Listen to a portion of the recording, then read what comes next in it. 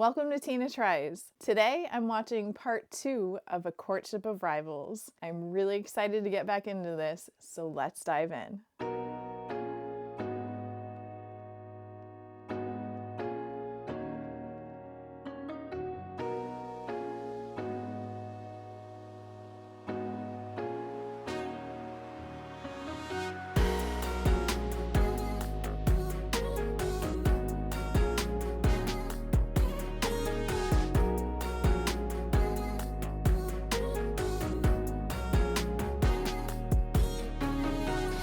Let's go. You crazy. I said, you're crazy. I'm not shooting no commercial with Larry. So I said, okay, what, we're gonna shoot it in LA? I would never went to LA to film it. Well, where are we gonna shoot it? If you want to shoot a commercial, come to my house. Wow. I was like, oh no.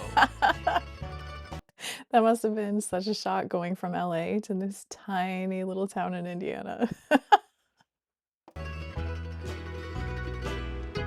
One stoplight. One. Wow. I thought Lansing was small. I think the plan was, I'm gonna go here, I'm gonna do what I'm supposed to do, and I'm trying to get up out of here. My plan was that. I believe it. Even after Converse had convinced Magic and Bird to film a sneaker ad together in the summer of '85, a question remained. How would the two hated rivals on the court get along off of it? I don't know how he's gonna react. I don't know how I'm gonna react. We didn't even shake hands, so how are we gonna do a commercial together? The ad was to be filmed at the home Bird had built for his mom. It featured a full-length basketball court, That's a nice the house. day's first location. So they say, okay, you're playing one-on-one, and I'm looking at Larry, and he's looking at me like, is this real? Are we playing? Because, you know, this is Magic and Bird. I could just hear Larry, starting in on, well, you bring it to the basket, and I'm going to send it 30 rows up. So the guy was like, no, not like that. A fun game. We were both like, oh, okay. Like, like you can see this relief coming over both of our faces. That brief détente led to the next stage, dialogue. Nice. We sat down next to each other. How was your summer? Oh, it's going good. How was yours? It's going great. He said, man, it's a nice spread you got. And he's asked me, is this where you play? I said, yeah, I play here if it's not windy. If it's raining or windy, I go to the gym. But this is where I do all my work. Nice. I see that tractor. You work on the tractor? He said, man, I work on this tractor every day. Wow. Larry Bird work on a tractor? He said, yeah. It's just them two walking and talking, and every once in a while they'd stop and one of them would say something, and then they'd start laughing. Nice. Then they said, okay, break, it's lunch break time. I was going to my trailer. He said, no, my mother has prepared lunch for us up at the I house. love that. We went up to the house, and we sat down there, and we talked. And my mom, my brothers thought the world of him. His mother was so nice, making sure I had enough to eat. I just saw my mother. It was crazy.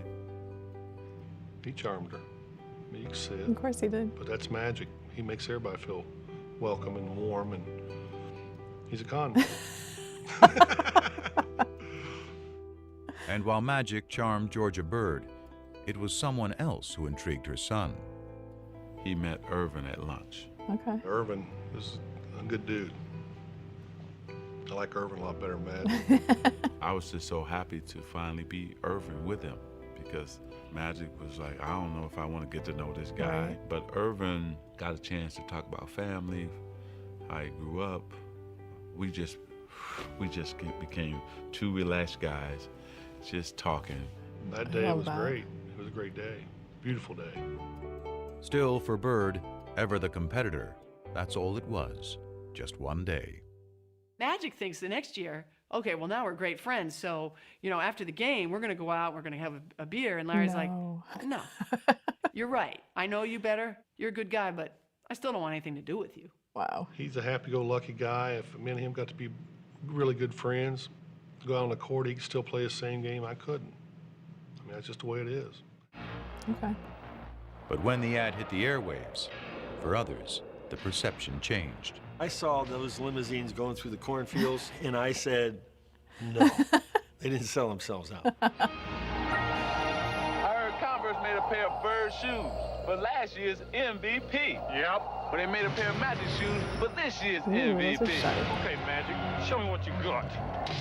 Well, this is really a business thing. The Bird shoe, the Wow. Magic shoe. And maybe that's where the business thing started to get bigger and began to trump who they both really were. It polarized the whole idea of lunch bucket versus Hollywood, white versus black. Just cemented all the differences between them. Kids weren't wearing black gym shoes because they didn't want to be associated with the Larry Bird camp. You wore your white Converse. The basketball rivals had morphed into cultural warriors, and race, more than ever, had become an unavoidable part of the conversation. Yo! But nothing about Bird and Magic had ever been as simple as black and white. One of the big reasons this rivalry became so emblematic of so many things is because it was an easy dichotomy for people to understand. But it's crazy to simplify it as saying white people like Bird and black people like Magic because 13% of the country is black. But it wasn't like 87% of basketball fans preferred the Celtics. Who's your favorite basketball player? Magic Johnson. Who's your favorite movie star? Eddie Murphy. Pina, all you ever talk about is nigga this and nigga that. And all your favorite people are so-called niggas. It's different. Magic, Eddie, Prince are not niggas. I mean, they're not black. I mean, let me explain myself. Has the N-word ever been used by a white person to describe Irvin? I doubt it. But as Magic enjoyed his image as a crossover star, it was Bird, the one-time great white hope, who had further emerged as the polarizing racial figure, due in part to that era's increasingly conservative political climate. The rolling back institutionally of the achievements of the civil rights movement were going on apace from about 1975 on. But the triumph of the movement that rolled it back took place in the 1980s. And I think there was people who were very aware in the black community of what was going on. And I think there was a lot of sublimated frustration. And I think one of the ways it got sublimated was into basketball.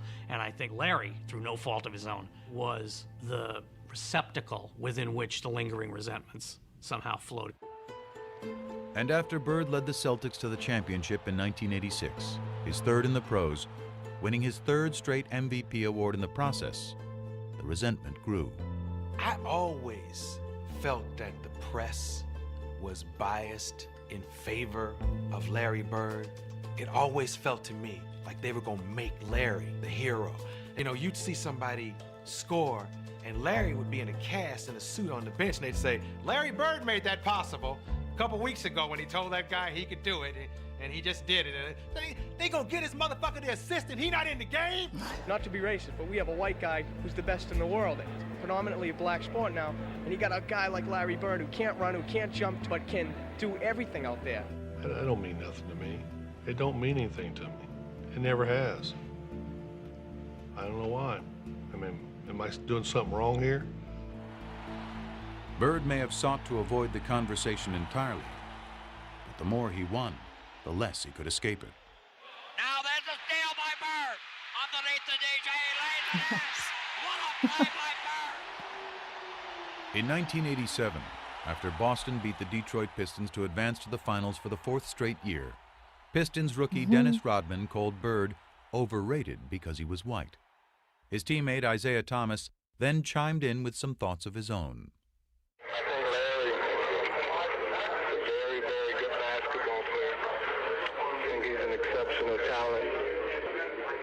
But I'd have to agree with Rodman. If he was black, he'd be just another good guy. Wow.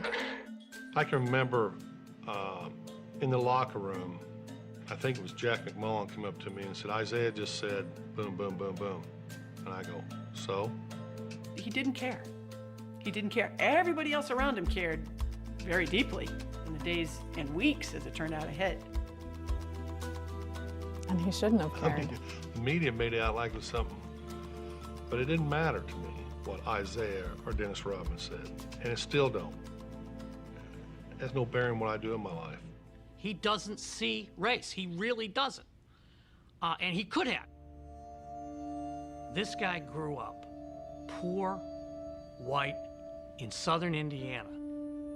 Southern Indiana, the home, by the way, of the modern Ku Klux Klan. How he managed not to be affected by the cultural milieu that he grew up in is, I think, a miracle. To me, it's inexplicable. When I was in about 6th or 7th grade, I couldn't wait till school to be over because I knew over on the courts, the waiters from the hotel would be over there. They were black, older, and they let me play.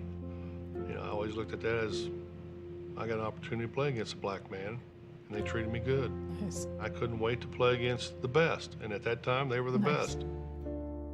And in 1987, as Bird vied with Magic to be the best, the flap over Isaiah Thomas's racially fueled remarks forced Bird to address his least favorite topic at the worst possible time. I had to go to a press conference when I was in LA trying to get ready to play the Lakers and tell people I didn't care, this don't bother me. The main thing is if the statements or whatever was said doesn't bother me, I don't think it should bother any of us. From playing all year, trying to get back to the finals and play against Magic, this was a distraction. Bird was facing off against Magic for the third time in 4 years. And if their relationship had softened, the determination to beat each other had not. Of course not. They still wanted to As win. Game 4 proved, the level of competition between them was higher than ever. Bird played awesome down the stretch of that game. Trailing 2-1 in the series, the Celtics were down by 1 point in the final minute of the game. But Larry Bird wouldn't be easily vanquished. Open his aim. Bird goes for three. Ooh. Nice. With 7 seconds left, though, the Lakers still had life. 3 years earlier in the '84 finals, Magic had flubbed a similar situation. But this was a different Magic, one with a whole new bag of tricks. My man switched to Kareem, and Kevin McHale jumped out to me. As soon as I saw Kevin, I said, oh, I'm taking it. Oh, no. You know, Magic puts it on the floor, a couple head and shoulder fakes, and he raised up in the air. And there was nobody that was going to get that shot. Wow. Scores with 2. Wow. Wow. I remember after they called timeout thinking, there's still a shot here. Celtics may still win this game. Well, they set up a great play. Bird walked Worthy all the way up, forced the denial all the way up. We've done it before. Clear everybody out, go to the ball, and break to the corner.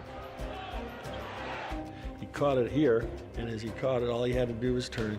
And he just turned, and he just let this thing go. Bird fires it. Got a wide open look, couldn't believe it.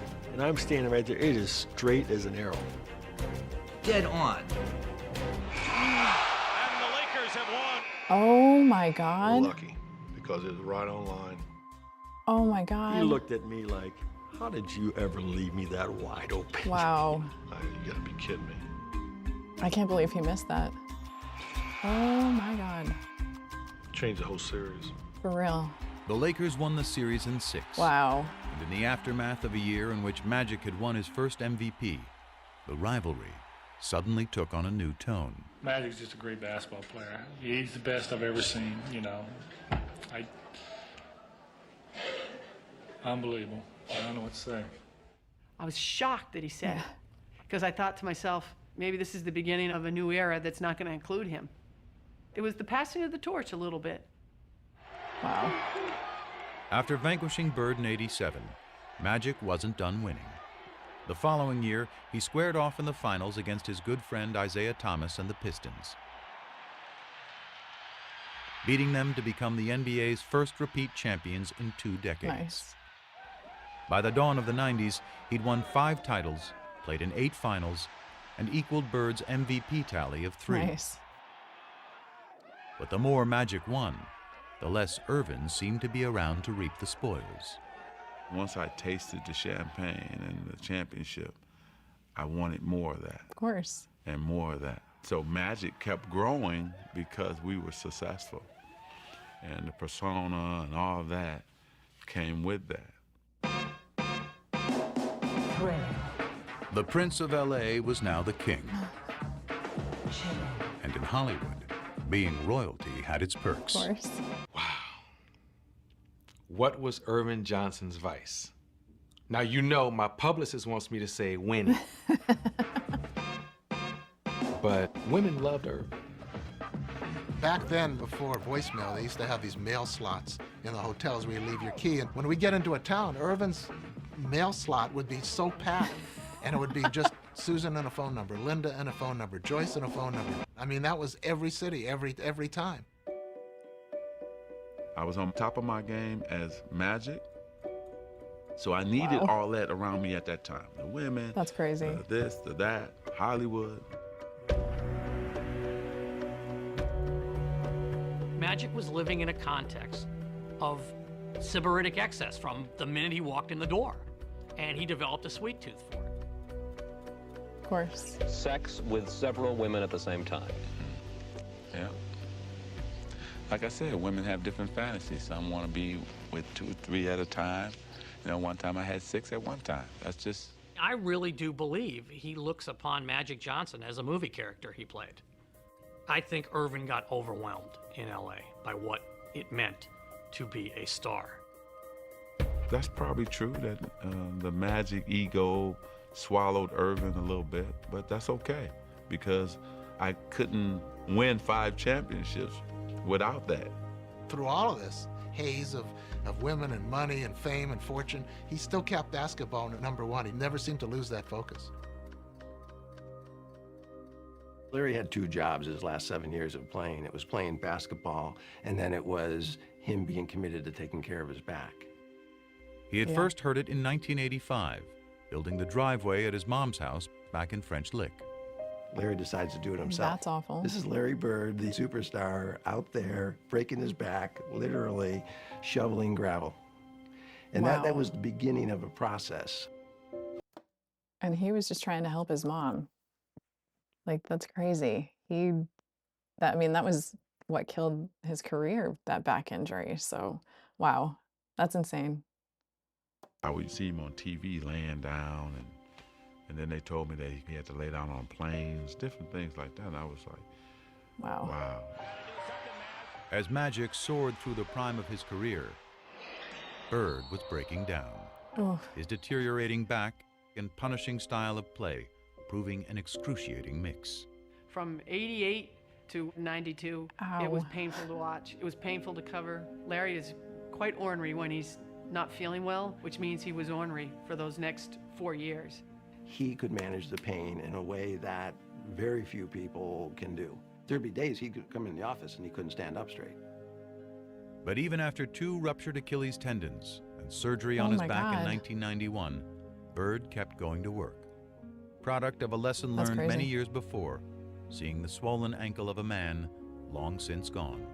Well, we don't know if it broke or not, but it looked broke to me. I had to go to work and he had to get his boot on, and it took everything I had to help him get that boot on his foot.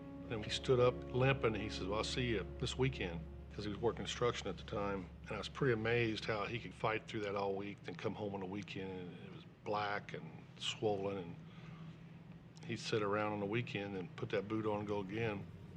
Wow. If you get paid to go to work, you got to go to work. It was a situation that he was seeing almost daily. He had lost the structural stability in his spine. So it would slip into abnormal positions to try and lock itself to get an artificial stability. That's like getting your finger stuck in a door and somebody's still pushing on the door. So what we had to do was unlock his spine, realign it, do techniques that would hold that for 4 hours, 6 hours, that type of thing, and then he'd go play basketball. What kind of techniques hold that in place, though? That must have been excruciating.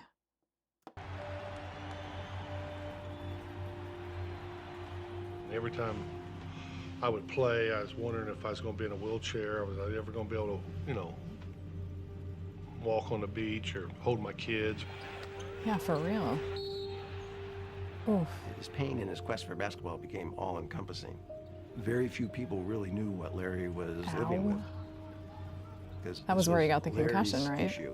And there was no sharing of his pain. I probably should have retired in 88, 89. But Probably. It's that competition. Maybe one more chance, me and Magic could get together in the finals. But it never happened. That's sad. I'm sleeping, really, laying down, just waiting on the game, and the phone rings, and the voice says, "Hey, you gotta come back to LA." And I said, "Okay, why?" "Well, I can't tell you until you get to LA." That's not a call you want to get. I said, "Okay." 2 hours later, he was in the office of Lakers team physician Michael Melman. Dr. Melman starts to tell me that, through the physical that I took, that they discovered that I had HIV. That must have been devastating. First time ever in my life. I'm such a control freak, right? And do things the right way. I'm out of control. Understandable. Oh, it was everything. How is it possible? What happened? How did it happen to me? And my mind is racing,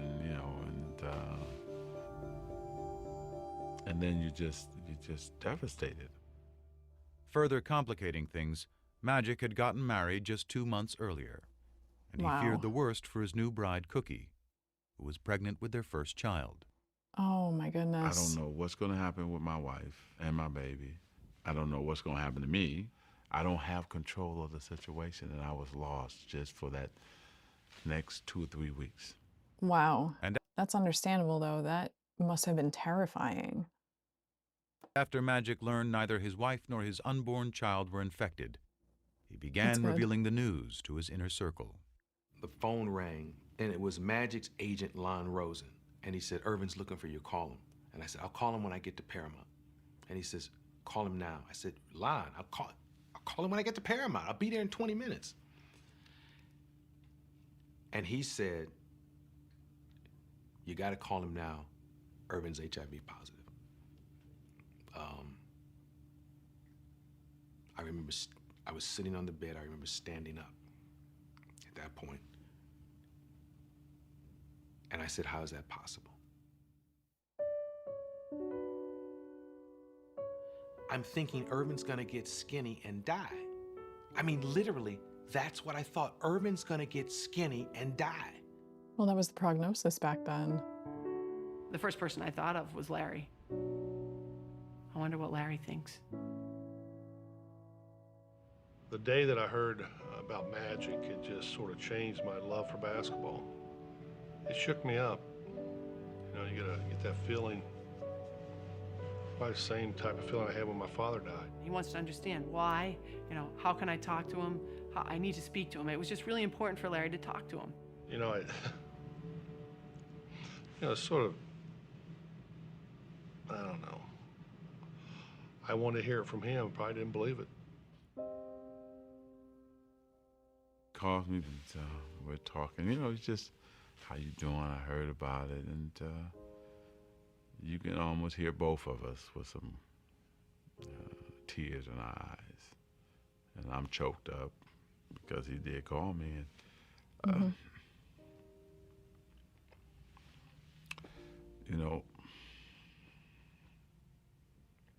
wow. When something happens,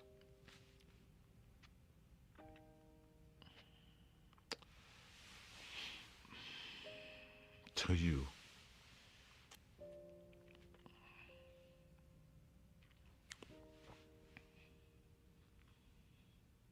and then you find out who really your friends are, and people who really care about you.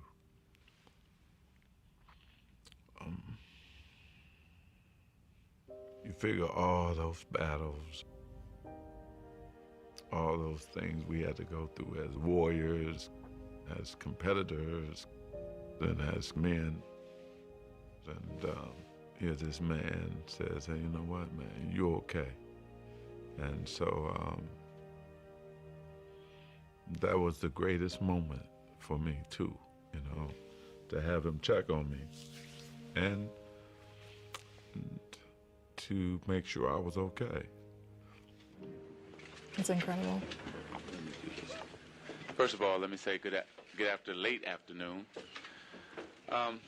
Because of the HIV virus that I have attained, I will have to retire from the Lakers today. It's the only press conference I've ever been in where I've seen reporters cry. I mean, we thought this guy was in total denial. I plan on going on, living for a long time, bugging you guys like I've always have. We thought this smile was going to be wiped off his face forever, and he was going to die, but we're going to watch him die in public. I just remember in the room, he was joking, and I'm sitting there looking at him crying, and he's like, Coop, man, I'm going to be okay. I'm going to be okay. It's going to be all right. I am going to go on, I'm going to beat it, and I'm going to have fun. Sure, come on. You're going to beat this? And to him, it was a contest. Larry Bird and Magic Johnson, AIDS and Magic Johnson, it's same thing. It's just a different game, different rules, but I'm still going to win. He wasn't planning on going nowhere. Urban was planning that day to find the right medicine, to eat right, get rest, and live forever. That's what he was planning. Thank you again, and I'll see you soon. But his Magic put up a positive public face. His nemesis, still out of sorts, shed the mask he had hidden behind for years. He was visibly like, wow, how could that happen? You know, it really set him back. Probably the two toughest days I've had since my father passed away, and I've been very depressed and sort of been out of it. I listened to him talk in this press conference about how devastated he was, and I remember thinking to myself, you know, goddamn, Larry found Irvin. You know, just out of the blue, something like that happening. It's just, I've never had, other than one other instance, and I was hoping I'd never see that again, because I remember how I felt weeks after that. And yesterday was just a sad day. And at his game that night, Bird was forced to confront pain he couldn't so easily play through. Didn't want to be there that night. Wow, you can see First it time in ever. his face. And really last. I remember we played in Atlanta. Had no feel for the game, you know. This wasn't a good time to be out there. Wow. Never had that before. That night he threw a pass. I'll never forget, he threw a half-court pass behind his back for a layup. And if you blurred your eyes, you squinted your eyes, it looked like magic. And it was Larry saying goodbye. Yep. Wow. I mean, this competition thing is amazing, what it does to you. What you put your body through and what you do and what you say and how you feel. And knowing that he's not there wouldn't feel right. But I think it's all them years that, you know, what's he doing? What if he's practicing this hard? I bet he shot 500 shots a day and I didn't get 500 in. It's always that mind games.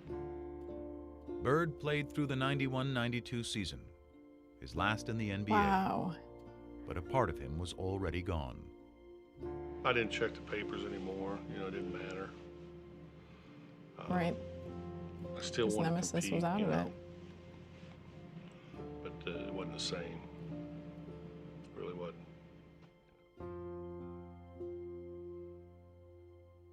With the exception of that year when he was called Tragic Johnson, because on the basketball court, things didn't shake down properly. This is the first time I'm hearing ignorance, hatred, vicious, nasty things. There was some of That's my awful. former teammates who had their own little things that they were talking about and why this happened to me. You know anybody else that's heterosexual that got it? Come on, man. You're in denial. Wow. I've been called gay, faggot, Irvin's lover. I've been called all that shit. Lon Rosen got a call from Isaiah Thomas asking, you know, I keep hearing Magic's gay. And Lon said, well, for crying out loud, you know better than anybody. He isn't. You're one of his best friends. And he said, well, we don't know what's going on in Hollywood. And the fact that Isaiah was questioning why he got this, I think it was really, really hurtful to him. For real. That's awful. He used to say, you know, I don't want people to stop shaking my hand and giving me my hugs. He loves to be loved.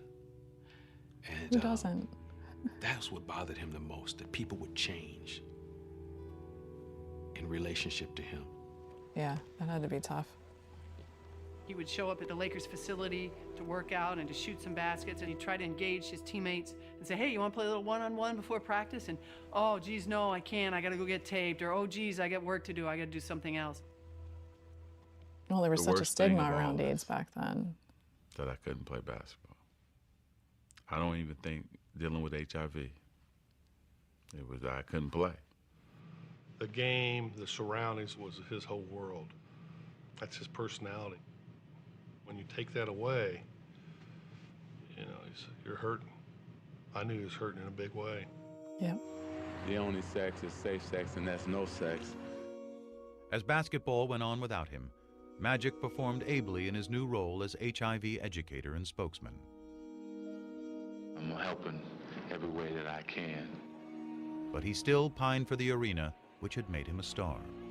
Of course. So when he was invited to play in the 1992 NBA All-Star Game, he jumped at the chance, Of course promptly he did. stealing the show and winning MVP honors. Nice. But that was Nice. just a warm-up. For the encore, Magic had up his sleeve. He's not Dream done team. yet because we're going to go to Barcelona and bring back the gold for everyone here in the United States. Yep. Nice. For the first time ever, NBA players would be competing in the Olympics. And Magic, armed with a message, was not about to miss the show. It would have proved to people that you were not going to get the disease playing against me. And then also for me too, personally, you know, it was therapy.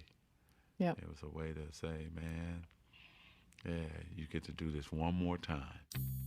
Nice. There was also one other perk. I think Hanging playing out with with Larry Larry. was very important. That's something they talked about. I mean, he was going to be on the Dream Team. He was going to be with Michael. He was going to be with Barkley.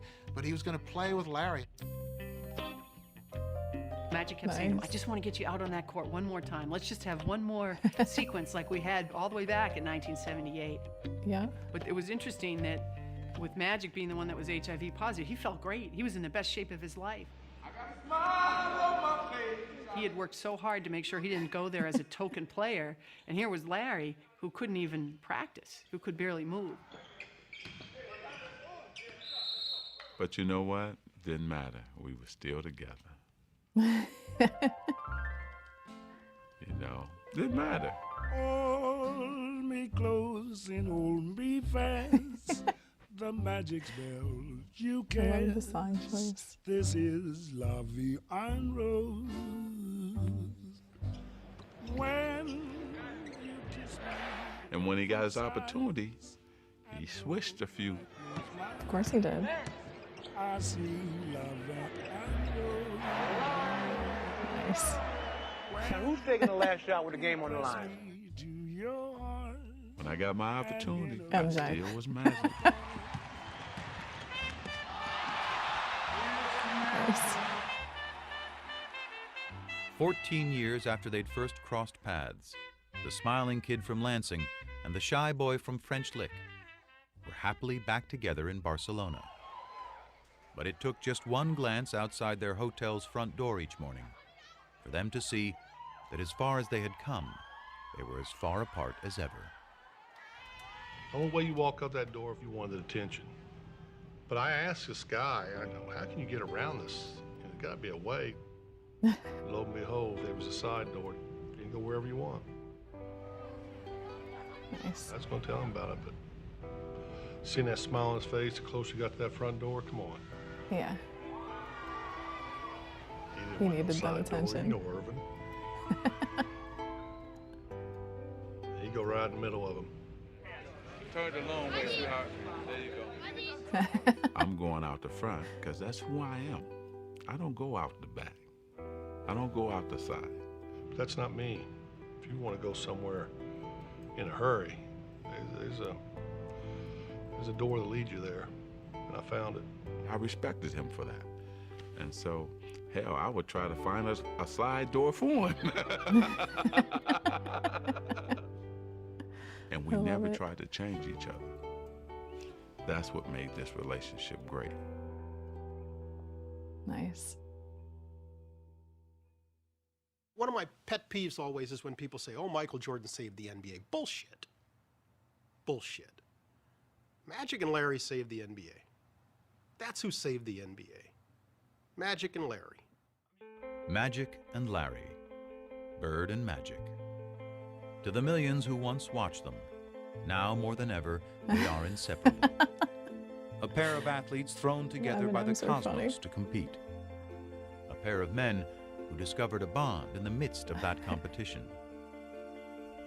Decades removed from the height of their rivalry, their bond endures. Two impossibly different men with a connection only they can fully grasp. It's almost like a private little club, and only the two of them are in it. And every once in a while, they need to show up to have a reunion and pay their dues to each other. But they don't need the day-to-day contact that most friends need. It's just not that kind of relationship. But I always get this good feeling when I know I'm going to see him because he makes you feel good. You know, he really does. He's unbelievable.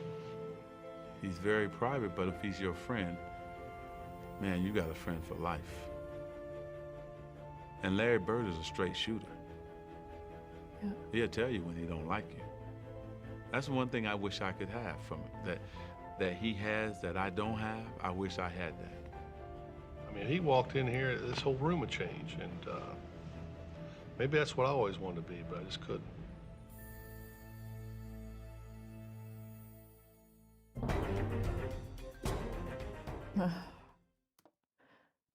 That was great. I really, really, really loved that documentary. I can see why everybody has been asking me to watch this. I love the backstory and their whole dynamic, and this just brings it all together in a really nice way. I did not expect this to make me as emotional as I got. Like, wow, that had to have been devastating for both of them to find out that Magic had HIV. Because at that time, everyone viewed it as a death sentence. But I am so glad that he beat it and that they are still friends to this day. I love that. That's so great. Wow, that documentary was amazing. I did not expect it to have so many emotional ups and downs. It was crazy. This documentary was so well done, and I have a much better understanding of their whole rivalry and their friendship, and their story is just so amazing. Their competitiveness and their drive to win and their desire to be better players because of each other, that's just a dynamic that is completely missing in today's game. I really enjoyed this one, so please keep those suggestions coming. That's going to do it for this episode. If you enjoyed this, please consider liking, sharing, and subscribing. Hit that notification bell so you don't miss any new episodes. I will be back to 3D printing videos on Tuesdays next week, so hopefully you'll come back and watch that. If you have any suggestions for other videos that you would like for me to react to, drop those in the comment section below, and I will see you on the next one.